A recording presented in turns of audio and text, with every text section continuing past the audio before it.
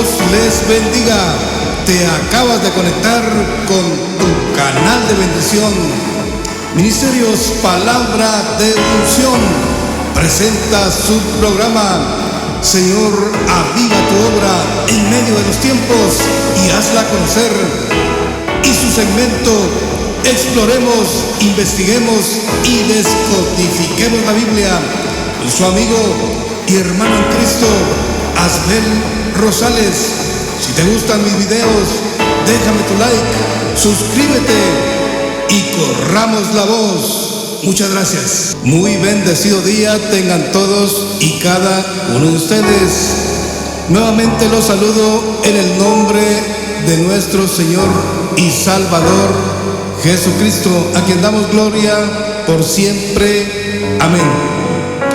Tercera parte de la gran pirámide de Babel, Babilonia la Grande, la madre de las rameras. Apocalipsis capítulo 17 y versículos 6 al 7, y brincamos al 9 y dice: vi a la mujer ebria de la sangre de los santos y de la sangre de los mártires de Jesús. Y cuando la vi quedé asombrado con gran asombro. Y el ángel me dijo: ¿por qué te asombras? Yo te diré el misterio de la mujer y de la bestia que la trae, la cual tiene las 7 cabezas y los 10 cuernos. Y luego veamos el versículo 9, que dice: esto para la mente que tenga sabiduría. Las 7 cabezas son 7 montes sobre los cuales se sienta la mujer. Muy bien, nuevamente nos internaremos en esta inmensa jungla de muchos laberintos, donde nos tenemos que dar a la tarea de poner mucha, pero mucha atención a lo que estamos leyendo, porque por ejemplo en este versículo 9 que leímos dice: esto para la mente que tenga sabiduría.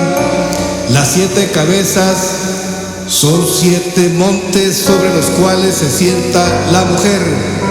Veíamos en el capítulo anterior que estos 7 montes, según el versículo 10, son 7 reyes. 5 de ellos han caído, uno es y el otro aún no ha venido. Y cuando venga es necesario que dure breve tiempo.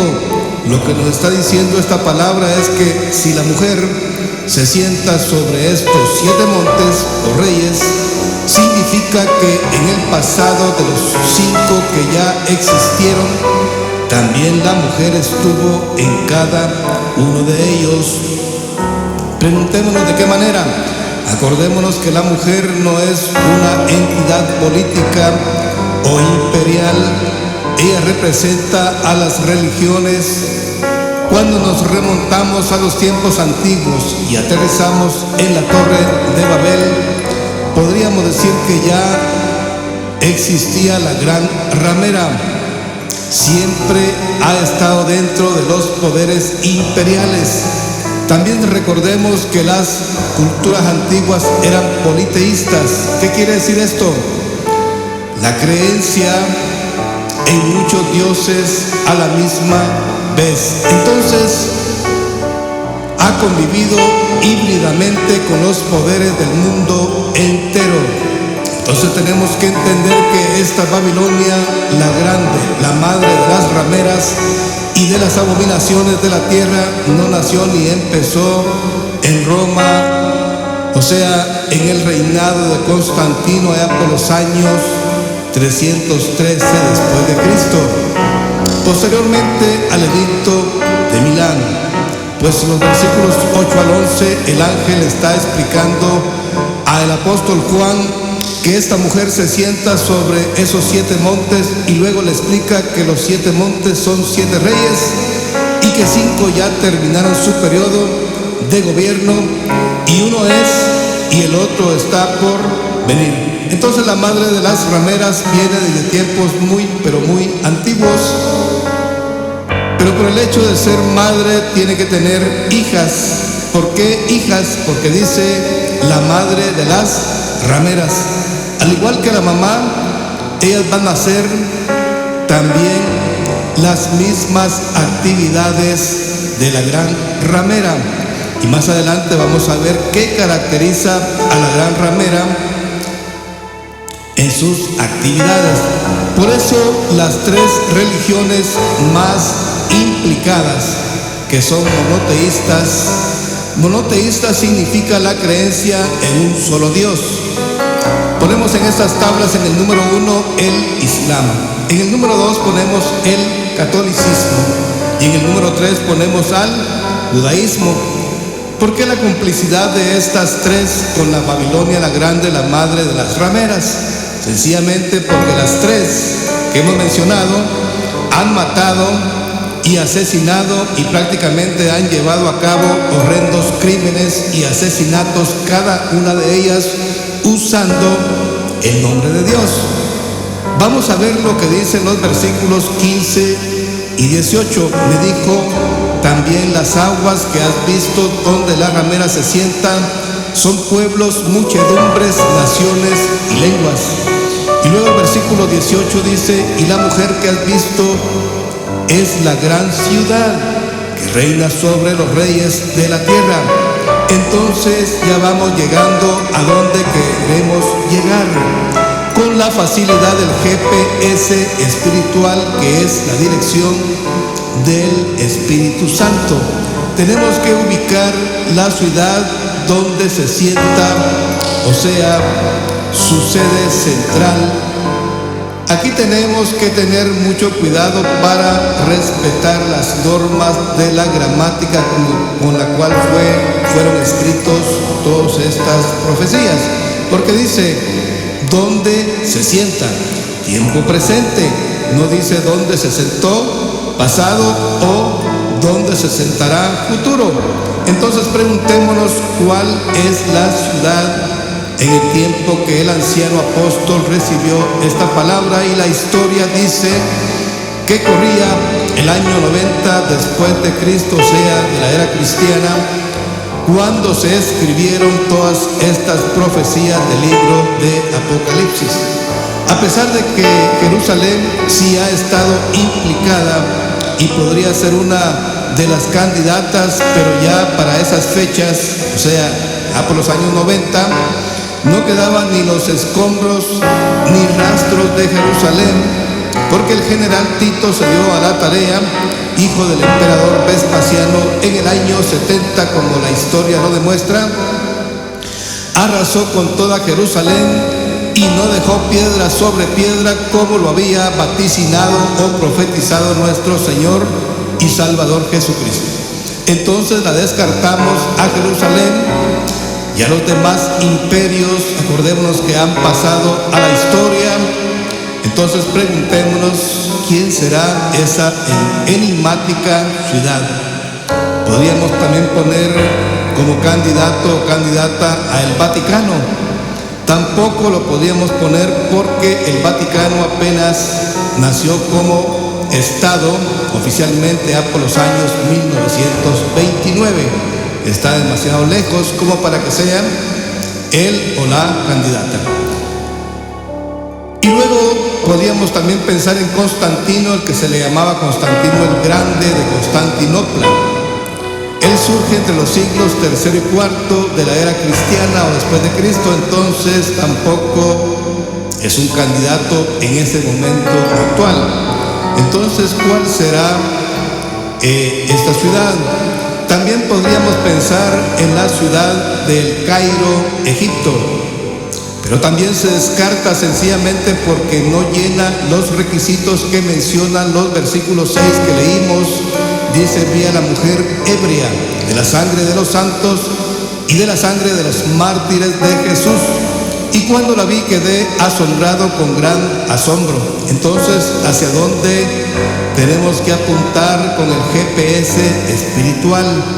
Pues nada más ni nada menos que a la gran ciudad de Roma de aquel entonces, su capital. Ella hasta ese momento era uno de los 5 imperios y es el último, y está en su mejor apogeo, y la delatan y la comprometen todos los crímenes que se mencionan en el capítulo 17 y versículo 6 de Apocalipsis que leíamos, y dice: vi a la mujer ebria de la sangre de los santos y de la sangre de los mártires de Jesús. Cuando la vi quedé asombrado con asombro. O sea, lo que está diciendo es que quedé muy espantado. Aquí se aplica la sangre de los santos, que significa seguidores de Jesús en ese tiempo. Y la sangre de los mártires eran también prácticamente ellos mismos, pero esto sucedía cuando morían por causa del Señor Jesucristo, ofrendando sus propias vidas. Hagamos un pequeño recuento de la crueldad con la que el gobierno romano crucificaba. Nosotros conocemos lo más tradicional en cuanto a la crucifixión. Se trataban de dos tiras de madera, una larga para sostener el cuerpo y la otra corta que era para sostener las manos, formando así la cruz. Pero no sé si saben que también crucificaban a otra persona en la misma cruz, donde ya yacía un cuerpo muerto, ya corrompido de mucho tiempo, para que el otro crucificado, en cuanto tuviera contacto con esa cruz, lo empezaran a torturar y a comérselo ya los gusanos del muerto, mientras estaba siendo crucificado. Y luego era exhibido en la orilla de cualquier camino que conducía a Roma, con el propósito de causar miedo, terror y espanto e intimidación. Y no nos podemos olvidar, por supuesto, de la crucifixión de nuestro Señor y Salvador Jesucristo. Y el tercero era el más súper cruel e horripilante, pero no se los puedo describir por ética profesional. ¿Y qué podemos decir de la crueldad del Coliseo romano, donde muchos cristianos, pero de verdad cristianos, verdaderos, fueron masacrados, ya sea comidos por alguna fiera, donde el populacho se divertía viendo cómo eran devorados nuestros amados hermanos, y otras veces muriendo incendiados, paraditos, amarrados de pies y manos a un pedazo de madera que yacía verticalmente, para posteriormente prenderles fuego, y a eso se le llamó morir en la hoguera. Y esto es poco por falta de tiempo. Necesitaríamos muchos videos para contar con más amplitud toda la crueldad de la madre de las rameras, o sea, Roma. Entonces nos tenemos que concentrar en el versículo 10 y vamos a ver la frase o palabra. Uno es, o sea, es el número 6 de los 7 montes. Sabemos que no continuó posteriormente después de Roma ningún imperio, después que cayeron los primeros 5, pero el número 7 ya sabemos que se trata propiamente del anticristo. Los versículos 12 y 13 lo delatan y declaran, y dice: y los 10 cuernos que has visto son 10 reyes que aún no han recibido reino, pero por una hora recibirán la autoridad como reyes juntamente con la bestia. Estos tienen un mismo propósito y entregarán su poder y su autoridad a la bestia. Muy bien, entonces identifiquemos al monte número 6 del versículo 10. Como no continuaron los imperios posteriormente después de los 5 que ya fueron, ¿cómo hace entonces, preguntémonos, Satanás para que continúe activo el imperio número 6? Esto es una triada de 3. Número 1, el espíritu del anticristo, como lo evalúa nuestro apóstol Juan en Primera de Juan capítulo 2 y versículo 18, y luego Primera de Juan capítulo 4 y versículo 3. Entonces ya tenemos la primera parte, el espíritu del anticristo, desde los días de los apóstoles hasta nuestros días. ¿Cuál es el otro de los 3? Por supuesto, la gran ramera. En el versículo 15 lo denuncia y dice, veamos también: las aguas que has visto donde la ramera se sienta son pueblos, muchedumbres, naciones y lenguas. O sea, está sentada y asociada la gran ramera en todo el mundo. Y la tercera pieza, en este caso, para poder orquestar bien las cosas, no faltaría a esta triada el mismo Satanás. En 2 de Corintios capítulo 4 y versículo 4 dice: en los cuales el Dios de este siglo cegó el entendimiento de los incrédulos para que no les resplandezca la luz del evangelio de la gloria de Cristo, el cual es la imagen de Dios. Y luego ahí mismo en 2 de Corintios, en el capítulo 11 y versículo 14 dice: y no es maravilla, porque el mismo Satanás se disfraza como ángel de luz. Muy bien, pues aquí tenemos el sexto imperio muy bien organizado, y Satanás usando muy bien su camuflaje para pasar desapercibido. Pero el imperio sexto, o sea, el número 6, el que dice uno es, pues está así establecido de esa manera. No es un imperio político, sino es un imperio camuflajado en estas tres partes que les mencioné. Entonces vamos hoy por hoy a dejar hasta aquí este tema, porque cada vez se continúe el siguiente capítulo se va a poner mucho, pero mucho mejor.